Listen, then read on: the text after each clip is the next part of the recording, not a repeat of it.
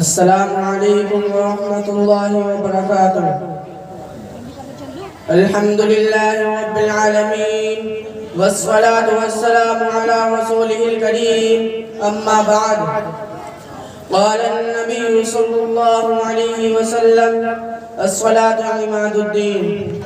محترم و مکرم اساتذہ کرام، سامعین اکرام، دوستوں اور ساتھیوں، آج کی میری تقریر کا عنوان ہے نماز۔ نماز اسلام کا رکن اعظم ہے، بلکہ اسلام کا اس پر دار و مدار ہے۔ یہی وجہ ہے جتنے بھی آسمانی مذاہب ہیں ان سب میں نماز کا حکم دیا گیا۔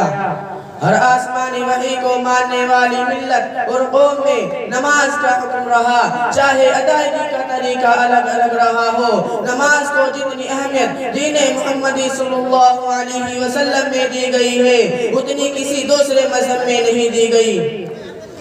توحید کے بعد حضرت محمد صلی اللہ علیہ وسلم کو سب سے پہلا جو حکم دیا گیا وہ نماز کا تھا۔ نماز کی اہمیت و عظمت کا اندازہ اس بات سے لگایا جا سکتا ہے کہ قرآن میں صراحتاً 109 مقامات میں نماز کا ذکر ہے۔ قرآن کریم میں دوسری عبادات کے متعلق اتنے تفصیلی احکام نہیں ہیں جتنے تفصیلی احکام نماز کے ہیں۔ نماز راقل و بالغ، مرد عورت پر فرض ہے، امیر ہو یا غریب، جوان ہو یا بوڑھا، بیمار ہو یا صحت مند، مقیم ہو یا مسافر، پڑھا لکھا ہو یا ان پڑھ، نماز کسی کو معاف نہیں۔ دوسری عبادات کے لیے تو مخصوص شرائط ہے، جیسے روزے کے لیے، رمضان المبارک، حج کے لیے، ایام حج، زکوٰۃ کے لیے، صاحب نصاب و سال کا مکمل ہونا اور قربانی کے لیے اور ایام نحر کا ہونا ضروری ہے، لیکن نماز کے لیے ان میں سے کوئی شرط نہیں۔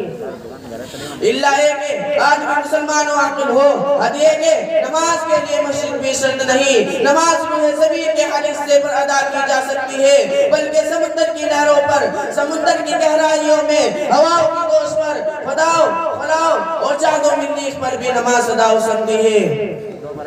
نماز کسی حال میں معاف نہیں۔ کسی مسلمان میں جب تک ہوش و حواس باقی ہے اور اس کے جسم میں جان ہے تو اس کے لیے نماز کا پڑھنا ضروری ہے۔ کھڑے ہو کر نہیں پڑھ سکتا تو بیٹھ کر پڑھے، بیٹھ کر نہیں پڑھ سکتا تو قبلہ رخ لیٹ کر سجدے نہیں کر سکتا تو تیمم سے پڑھ لے۔ کسی حالت میں نماز چھوڑنے کی اجازت نہیں۔ بے شک حضرت عبداللہ بن عمر رضی اللہ عنہ سے روایت ہے کہ رسول اللہ صلی اللہ علیہ وسلم نے فرمایا کہ جس میں امانت نہیں ان میں ایمان نہیں، اور جس کی طہارت نہیں اس کی نماز نہیں، اور جس کی نماز نہیں اس کا دین نہیں۔ نماز کا مقام دین میں ایسا ہے جیسے سر کا مقام جسم میں۔ بے شک اسی طرح صلی اللہ علیہ وسلم نے فرمایا نماز میں اس کا حصہ نہیں جس کی سلام نہیں۔ نماز بہشت کی کنجی ہے، نماز مومن کی معراج ہے، نماز دین کا ستون ہے، نماز میری آنکھوں کی ٹھنڈک ہے، نماز ایمان کا ڈنڈا اور پہچان ہے۔ میدان حشر میں سب سے پہلے نماز کا حساب ہوگا۔ جس کی نماز درست ہوگی اس کے تمام اعمال درست ہوں گے۔ اللہ تعالی ہم سب مسلمانوں کو نماز کی توفیق عطا فرمائے اور نماز کا پابند بنائے۔ آخر میں اس رباعی پر اپنی تقریر ختم کرتا ہوں۔ پیراہن کبر چاک ہو جاتا ہے، پیراہن کبر چاک ہو جاتا ہے، نفس سرکش ہلاک ہو جاتا ہے۔ مومن کے لیے عجب نعمت ہے نماز، مومن کے لیے عجب نعمت ہے نماز، سر خاک میں رکھ کر پاک ہو جاتا ہے۔ وآخر دعوانا الحمدللہ رب العالمین۔ بہت خوب ماشاءاللہ۔